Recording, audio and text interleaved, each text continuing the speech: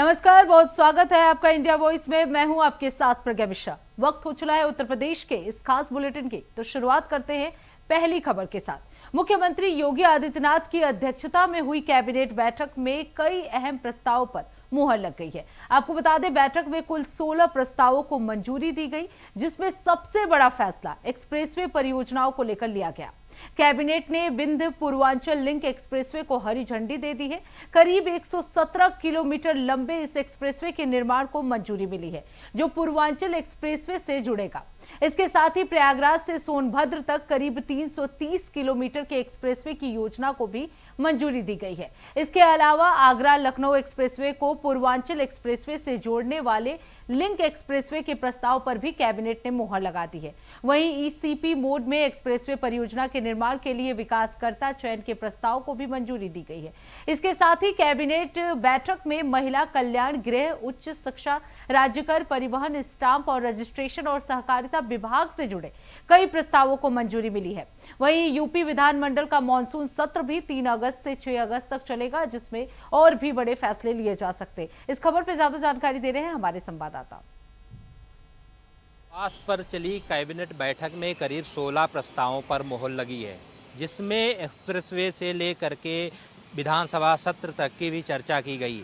उसी बैठक में करीब 300 ऐसे 16 प्रस्ताव पास किए गए थे, जिसमें सीएम आवास पर लगातार जो बैठक, इसमें सबसे महत्वपूर्ण जो प्रस्ताव थे उसमें चाहे महिला कल्याण, गृह, उच्च शिक्षा हो या राज्य कर, परिवहन, स्टाम्प और रजिस्ट्रेशन, सहकारिता विभाग का भी प्रस्ताव मंजूर हुआ है। वहीं पर यूपी विधानसभा मंडल का मानसून सत्र भी 3 अगस्त से 6 अगस्त तक चलेगा, इस पर भी प्रस्ताव पास हुआ। साथ में कैबिनेट का फैसला मानसून सत्र पर राज्य सरकार निपटाएगी, अपने विधायकी जो कार्य थे उनको भी देखा जाएगा। साथ में यूपी विधानमंडल का आगामी मानसून सत्र कब चलेगा उसको लेकर भी बैठक की गई। तो लगातार सीएम योगी आदित्यनाथ के आवास पर जो बैठक चली उसमें 16 प्रस्तावों पर मुहर लग चुकी है। उसमें जो अहम प्रस्ताव थे वो चाहे एक्सप्रेसवे हो या महिला सुरक्षा को लेकर के और या फिर महिला छात्रावास को लेकर के, ऐसे तमाम सारे जो 16 प्रस्ताव थे उन पर मुहर लगी है। वीडियो हेड साथ बसंत मिश्रा, इंडिया वॉइस, लखनऊ। अब रुक कर लेते हैं अगली खबर की। समाजवादी छात्र सभा ने 22 से 29 जुलाई तक प्रदेश व्यापी हस्ताक्षर अभियान चलाने का ऐलान किया है।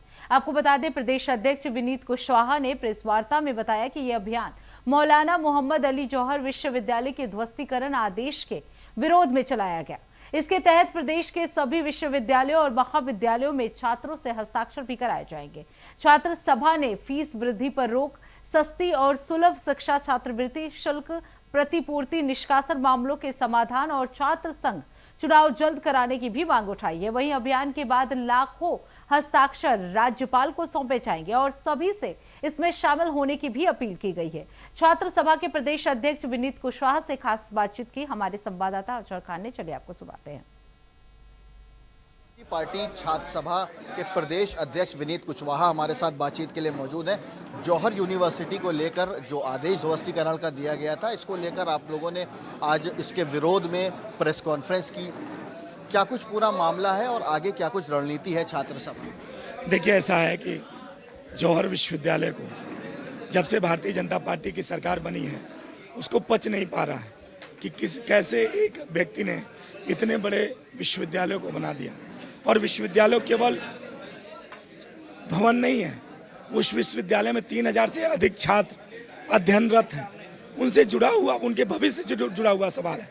और ये भारतीय जनता पार्टी की सरकार ये आदेश दे रही है, ये अपने अधिकारियों से आदेश करा रही है कि उसका नक्शा पास नहीं। अरे ऐसे तमाम उत्तर प्रदेश के अंदर विश्वविद्यालय, महाविद्यालय हैं, आज़ादी के पहले के हैं, जिनके भवन के नक्शे पास नहीं, क्या उनको भी गिरा देगी? ये भारतीय जनता पार्टी की सरकार लगातार शिक्षा पर कुठाराघात करने का काम करी। समाजवादी छात्र सभा इसका विरोध करती है और पूरे उत्तर प्रदेश के अंदर हम छात्रों के बीच में जाएंगे, हस्ताक्षर अभियान चलाएंगे और उस माध्यम से छात्रों को अवगत कराएंगे, उनका समर्थन जुटाएंगे। और 30 तारीख को इसी लखनऊ के अंदर अगर ये सरकार आदेश वापस नहीं लेती है तो समाजवादी छात्र सभा राज्यपाल का घेराव करने का काम करेगी। जौहर यूनिवर्सिटी ध्वस्तीकरण के आदेश को लेकर क्या छात्र सभा या समाजवादी पार्टी कानूनी कार्रवाई भी करेगी, कानूनी लड़ाई भी लड़ेगी? देखिए, समाजवादी पार्टी के नेता माननीय अखिलेश यादव जी लगातार जब से माननीय आजम खान साहब के ऊपर हमला हो रहा है, फर्जी मुकदमे फंसाया जा रहा है, तब से समाजवादी पार्टी के नेता माननीय अखिलेश यादव जी लगातार कानूनी मदद करने का काम कर रहे हैं। और समाजवादी छात्र सभा और समाजवादी पार्टी ये जौहर विश्वविद्यालय को बचाने के लिए जितनी ताकत हो सकती है कानूनी कार्रवाई में भी मदद करेंगे, कानूनी लड़ाई लड़ने का भी काम करेंगे और जो भी हो सकता है बचाने का पुरजोर ताकत लगाने। डिम्पल यादव दिल्ली गई थी जंतर मंतर पर, कॉकरोच जनता पार्टी का जो प्रदर्शन चल रहा था उसमें शामिल हुई थी, उनको हिरासत में भी लिया गया था। इसके विरोध में आप लोगों ने प्रदर्शन भी किया था। जी देखिए, भारतीय जनता पार्टी इतना पेपर लीक हो चुका है, 90 से ज़्यादा पेपर लीक हो चुके हैं, लेकिन एक व्यक्ति का इस्तीफा नहीं ले पा रही है। क्यों नहीं ले पा रही है? कोई तो राज होगा। प्रधानमंत्री जो अपने आप को ईमानदार बताते हैं, जो छात्र इतनी बड़ी संख्या में जंतर मंतर में इकट्ठा हुए, सोनम वांगचू जी ने अपना भूख हड़ताल किया, लेकिन सरकार के कानों में जू नहीं रही। यही धर्मेंद्र प्रधान 2024 में जब नीट का पेपर लीक हुआ था तो इन्होंने कहा था कि हम ऐसा बनाएंगे कि कोई पेपर लीक नहीं होगा, अपनी बात से, क्योंकि इन्होंने अपना दावा किया था और उस दावे से भी ये पलट गए। बताओ, फिर पेपर लीक हो गया, री एग्जाम कराना पड़ा, री एग्जाम में भी घपले हो गए। अरे कितना घपला करेंगे, छात्रों के भविष्य को कितना खराब करेंगे। तो ये भारतीय जनता पार्टी की सरकार ये छात्रों के भविष्य के साथ खिलवाड़ कर रही है और छात्र जाग चुका है। 2027 में परिवर्तन तो करेगा ही, आने वाले समय में देश से भी हटाने का काम करेगा। समाजवादी पार्टी छात्र सभा के प्रदेश अध्यक्ष विनीत कुशवाहा हमारे साथ बातचीत के लिए मौजूद थे। जौहर यूनिवर्सिटी को लेकर जो ध्वस्तीकरण का आदेश दिया गया है, इनका कहना है अगर ये आदेश वापस नहीं लिया गया तो 30 तारीख को समाजवादी पार्टी छात्र सभा राजभवन का घेराव करेगी। कैमरा पर्सन हरीश के साथ अजहर खान, इंडिया वॉइस, लखनऊ। अब रुक कर लेते हैं अगली खबर की। अयोध्या राम मंदिर चढ़ावा चोरी मामले में बड़ा अपडेट सामने आया है। सूत्रों की माने तो उत्तर प्रदेश सरकार जल्द नई एसआईटी का गठन कर सकती है। नई एसआईटी की कमान एक वरिष्ठ आईपीएस अधिकारी को सौंपी जा सकती है और आईजी किरण एस का नाम प्रमुख दावेदारों में बताया जा रहा है। वहीं आपको बता दें 22 जुलाई को श्री राम जन्मभूमि तीर्थ क्षेत्र ट्रस्ट की अहम बैठक भी होने जा रही है, जिसमें एसआईटी की जांच रिपोर्ट, ट्रस्ट की समितियों के पुनर्गठन, नए सीईओ की नियुक्ति और अन्य महत्वपूर्ण मुद्दों पर भी चर्चा होगी। देखिए इस पर हमारी एक खास रिपोर्ट। मंदिर चढ़ावा चोरी मामले में अब जांच की कमान बदलने की तैयारी है। सूत्रों के मुताबिक उत्तर प्रदेश सरकार जल्द ही सुप्रीम कोर्ट के निर्देशों के अनुपालन में नई एसआईटी का गठन कर सकती है। नई एसआईटी की अध्यक्षता एक वरिष्ठ आईपीएस अधिकारी करेंगे।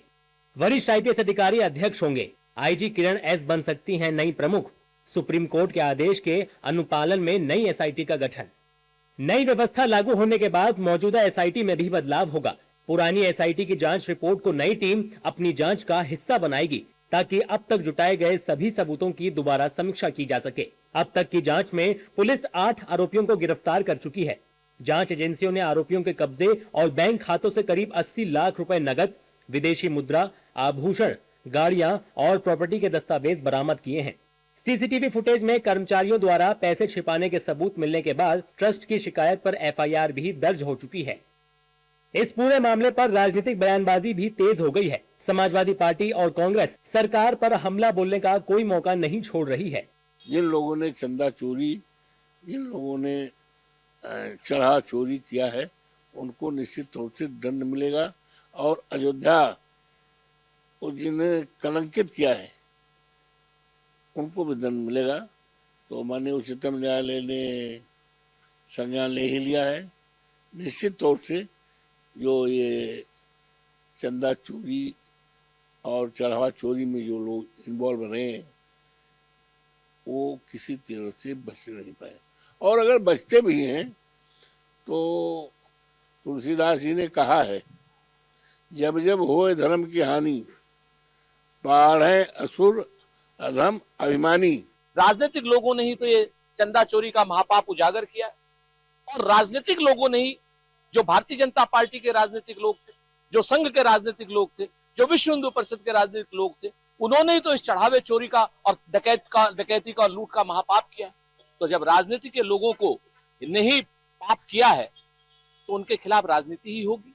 और सुप्रीम कोर्ट इस केस की मॉनिटरिंग करे, सुप्रीम कोर्ट की मॉनिटरिंग में ये केस सुलझे, बड़े बड़े जितना लेकर के अयोध्या से पीएमओ तक पर कार्रवाई हो, जो लोग भी इसके दोषी हैं सबसे पूछताछ हो। वहीं दूसरी तरफ योगी सरकार का कहना है कि दोषी कोई भी हो बचेगा नहीं। सुप्रीम कोर्ट के सुझाव का सम्मान है। सरकार उत्तर प्रदेश की ऑलरेडी संवेदनशील है, इसलिए एसआईटी का गठन पहले ही कर दिया गया था। एफआईआर दर्ज की गई थी, मुलजिम गिरफ्तार हुए, रिकवरी हुई, जेल गए, यानी किसी भी दोषी के खिलाफ कोई बरियत नहीं बरती जाएगी। फिर भी सर्वोच्च न्यायालय के निर्देश के क्रम में सरकार हर कदम उठाने के लिए बाध्य है। इधर 22 जुलाई को श्री राम जन्मभूमि तीर्थ क्षेत्र ट्रस्ट की दूसरी बैठक भी होने जा रही है, जिसमें एसआईटी की अंतरिम रिपोर्ट पर चर्चा, ट्रस्ट की समितियों के पुनर्गठन, नए सीईओ की नियुक्ति, ट्रस्ट के अंदर सदस्यों की कमी पर विचार और समितियों की नई जिम्मेदारियां तय हो सकती हैं। ट्रस्ट की बैठक अयोध्या के लिए बड़ी महत्वपूर्ण है और 3 लोगों को जो है नए लोगों की भर्ती हो रही है। अच्छी बात है, जितने लोग ज़्यादा ही रहेंगे उतना ही अच्छा होगा, क्योंकि सबकी जो काम थोड़े लोग कर रहे थे उसको ज़्यादा लोग करेंगे, तो जो घटनाएं घटी हैं वो जो वैसी घटनाएं कभी नहीं होंगी। श्री राम जन्मभूमि तीर्थ क्षेत्र ट्रस्ट की बैठक बहुत ही महत्वपूर्ण है और इसमें जो है कुछ विशेष निर्णय हो सकता है। तो हम लोगों की अपेक्षाएं हैं कि जो लोग भी दोषी पाए गए हैं वो लोग हटाए जाएं और जो निर्दोष हैं तो अफवाहों के आधार पर उनका इस्तीफा स्वीकार न किया जाए। यानी राम मंदिर चढ़ावा चोरी मामले में अब 2 बड़े घटनाक्रम एक साथ होने जा रहे हैं। एक तरफ नई एसआईटी जांच की कमान संभालेगी, तो दूसरी तरफ 22 जुलाई की ट्रस्ट की बैठक में भविष्य की रणनीति तय होगी। ऐसे में सभी की नजर इस बात पर रहेगी कि नई जांच टीम क्या नए खुलासे करती है और ट्रस्ट अपने प्रशासनिक ढांचे में क्या बड़े बदलाव करता है। अब रुक कर लेते हैं अगली खबर की। उत्तर प्रदेश के महाराजगंज में ज्योतिष पीठ के शंकराचार्य स्वामी अभिमुक्तेश्वरानंद सरस्वती अपने गौ रक्षा धर्म यात्रा के तहत पहुंचे, जहां उन्होंने एक जनसभा को संबोधित करते हुए गाय को राष्ट्रमाता का दर्जा देने की मांग उठाई। सरकार पर गौ संरक्षण को लेकर सवाल खड़े किए गए और कहा कि केवल आश्वासनों से काम नहीं चलेगा। इसके साथ ही उन्होंने आगामी विधानसभा चुनाव में मतदाताओं से गौ रक्षा के मुद्दे को प्राथमिकता देने की भी अपील की। शंकराचार्य ने छात्रों के आंदोलन, पेपर लीक और केंद्रीय शिक्षा मंत्री के इस्तीफे की मांग जैसे समसामयिक मुद्दों पर भी अपनी प्रतिक्रिया दी। इंडिया वॉइस के साथ आज एक्सक्लूसिव बातचीत के लिए हमारे साथ जगत गुरु स्वामी अभिमुक्तेश्वरानंद महाराज जी हैं। महाराज जी, पूरे प्रदेश में आपके द्वारा गौ रक्षा अभियान चलाया जा रहा है, किस प्रकार का ये अभियान है और क्या संदेश लोगों को? ऐसा है कि लंबे समय से हिंदू समाज की ये मांग थी कि गाय हमारी माता है। एक तो सरकारें अंग्रेजों के बनाए गए विधान के अनुसार गाय को पशु कह रही हैं, पशु सूची में रख रही हैं, तो सबसे पहले तो पशु सूची से हटा करके इनको माता का दर्जा दिया जाए, क्योंकि भारतीय संस्कृति में गाय को माता कहा गया है। दूसरी बात यह है कि उनकी हत्या हो रही है और उनकी बड़ी दुर्व्यवस्था है, इसमें सुधार किया जाए। तो नेताओं से हम लोगों ने आशा की, पार्टियों से हम लोगों ने आशा की, लेकिन सब जगह से निराशा ही मिली। इसलिए अब अंतिम उपाय के रूप में हम निकले हैं मतदाताओं से बात करने। धर्मशास्त्र की नीति रीति के अनुसार, परंपरा के अनुसार कहते हैं कि ये संत नहीं हैं। महाराज जी, लोगों से क्या अपील करना चाहेंगे आप? हम लोगों से ये अपील करना चाहेंगे कि देखिए, रामायण पढ़िए। रामायण में 2 प्रसंग आपको पढ़ने को मिलेंगे, एक सीता माता का है और एक हनुमान जी का है। सीता माता के सामने रावण राक्षस था, वो सन्यासी का वेश धारण करके आया और सीता माता ने उसका भेष देख करके उसका भरोसा कर लिया, परिणाम उनकी जिंदगी नरक बन गई। इसी तरह से हनुमान जी के सामने भी कालनेमी नाम का राक्षस संत का वेश धारण करके आया, लेकिन हनुमान जी ने केवल वेश देख करके उस पर भरोसा नहीं किया, उसके आचरण भी देखे, और जब आचरण देख करके पता चला कि ये तो नकली है, असल में साधु नहीं है, तो उठा के पटक दिया। तो इसीलिए हमारा ये कहना है कि हे हिंदुओं, आप इस मामले में सीता माता मत बनो, हनुमान बनो।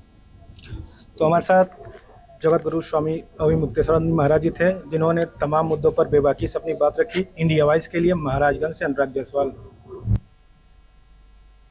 अब रुक कर लेते हैं अगली खबर की। उत्तर प्रदेश की सियासत में 2027 विधानसभा चुनाव को लेकर बयानबाजी तेज हो गई है। आपको बता दें, बीजेपी पिछड़ा वर्ग मोर्चा के प्रदेश अध्यक्ष प्रकाश पाल ने समाजवादी पार्टी और अखिलेश यादव पर जमकर निशाना साधा। प्रकाश पाल ने दावा किया कि 2027 में उत्तर प्रदेश में एक बार फिर बीजेपी की सरकार बनेगी। उन्होंने अखिलेश यादव पर हमला बोलते हुए कहा कि अब उनका मुख्यमंत्री बनने का सपना कभी पूरा नहीं होगा। बीजेपी नेता ने पीडीए को लेकर भी सपा पर इशारा साधा और आरोप लगाया कि पीडीए का मतलब परिवारवाद है, जो सिर्फ अपने परिवार को आगे बढ़ाने का काम करता है। उन्होंने कहा कि अखिलेश यादव ने हमेशा पिछड़े वर्ग के साथ अन्याय किया है। प्रकाश पाल ने बीजेपी सरकार की तारीफ करते हुए कहा कि जब से प्रदेश में बीजेपी की सरकार आई है, उत्तर प्रदेश लगातार विकास और प्रगति के रास्ते पर आगे बढ़ रहा है। वहीं बीजेपी पिछड़ा वर्ग मोर्चा के प्रदेश अध्यक्ष से बात की हमारे संवाददाता ने, चलिए आपको सुनाते हैं। अध्यक्ष प्रकाश पाल जी हमारे साथ मौजूद। सर, अखिलेश यादव कहते 2027 का चुनाव है, पीडीए भारी होगा। पीडीए 4 बार की सरकार समाजवादी पार्टी की रही, अपनी पार्टी का नाम लेने से क्यों बच रहे हैं, जिसकी 4 बार सरकार रही हो। क्योंकि 4 बार की सरकार में पिछड़ों का, दलितों का, सामान्य वर्ग का जिस तरह से सफ़ेदा लगा लगा के हक लूटा है, गुंडागर्दी, माफिया, महिलाओं का अनादर, ये सारी चीज़ें सपा इतनी बदनाम हो गई कि मुन्नी से भी ज़्यादा बदनाम हो गई। और जब बदनाम हो जाता है कोई ब्रांड, तो चालाक लोग नए ब्रांड के साथ आते हैं, और उतने भर नाम है पीडीए का। नहीं तो मैं इनको चुनौती देता हूं कि अपनी 4 बार की सरकारों का कामकाज को सामने ले आवें। 1 बार, 2 बार, 3 बार इनके पिताजी, 1 बार अखिलेश यादव जी रहे, कि जैसा मैंने पिछड़े वर्ग के साथ, दलितों के साथ और सामान्य वर्ग के साथ, समाज के सब वर्गों के लिए जैसा मैंने किया है वैसा ही करेंगे। और मैं चुनौती देता हूं कि आ जाएं। तो वो ये आएंगे नहीं, क्योंकि फिर मैं बता रहा हूँ 19 ज़्यादा बदनाम है सपा। तो ये जो नया पीडीए लाइन, जानते जब संचालक वही हैं, तो कौन नहीं जानता कि 1 बार किसी को देख लो, 2 बार देख लो, 3 बार, 4 बार, अब कितनी बार देखेंगे लोग। इसलिए पीडीए वही है जो दलाली, अराजकता, गुंडागर्दी, तो पीडीए का फुल फॉर्म यही होगा, पक्के दलाल अराजक, जो समाज उनको जानता है, वही पहचान उनकी रहने वाली है।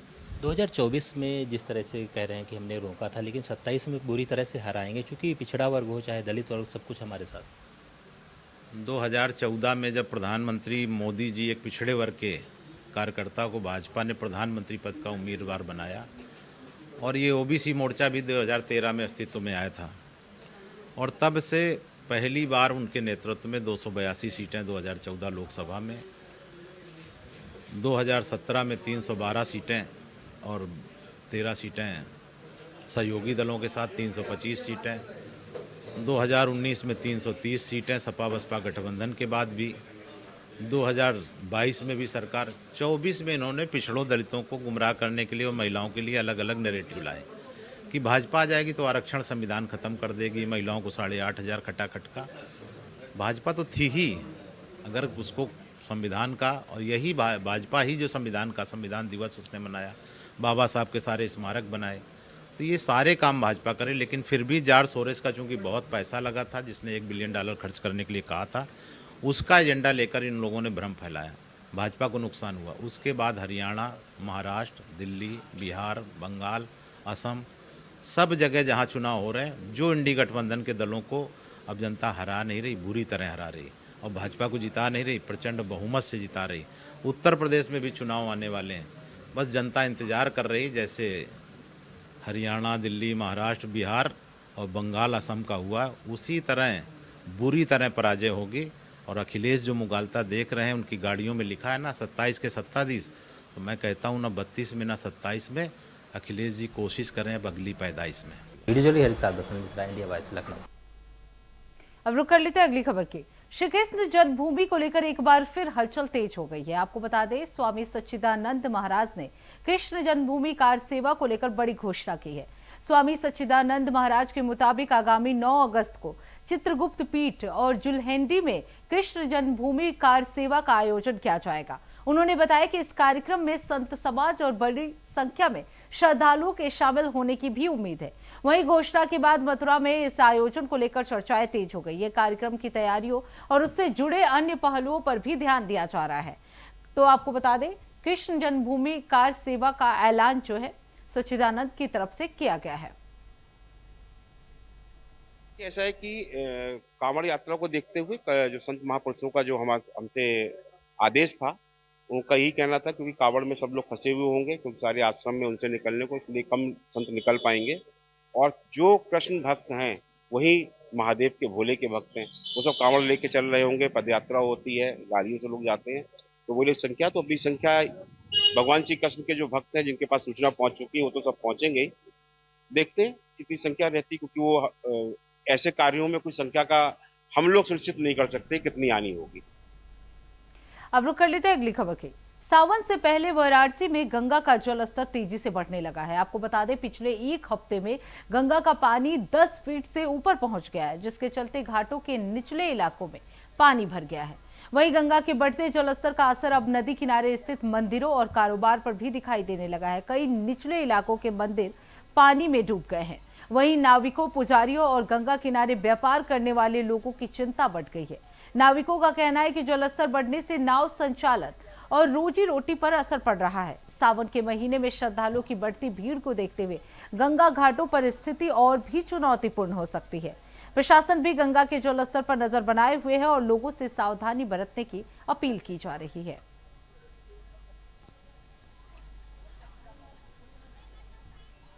मैं संजय कुमार निषाद, मणिकर्णिका घाट का माझी, करीब 8 फीट से ऊपर आ चुका है।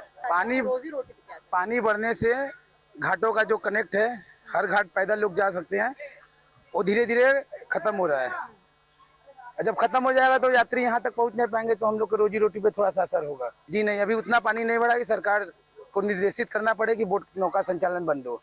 लगातार बढ़ रहा है, लगभग में 8 फीट से ज्यादा बढ़ गया है। ये दिक्कत परेशानी तो आप देख ही रहे हैं मैम, ये देखिए पूरा जलस्तर का काफी तेजी से बढ़ रहा है। इससे दिक्कत परेशानी का मतलब कनेक्टिविटी खत्म हो रहा है घाट का, और अभी रोटी रोजी भी बंद हो जाएगी। जो माझी लोग का नाव चलता है वो भी बंद होने वाला है। तो इसी के साथ उत्तर प्रदेश के इस खास बुलेटिन में बस इतना ही। देश दुनिया की तमाम बड़ी खबरों के लिए देखते रहिए इंडिया वॉइस। तब तक के लिए नमस्कार।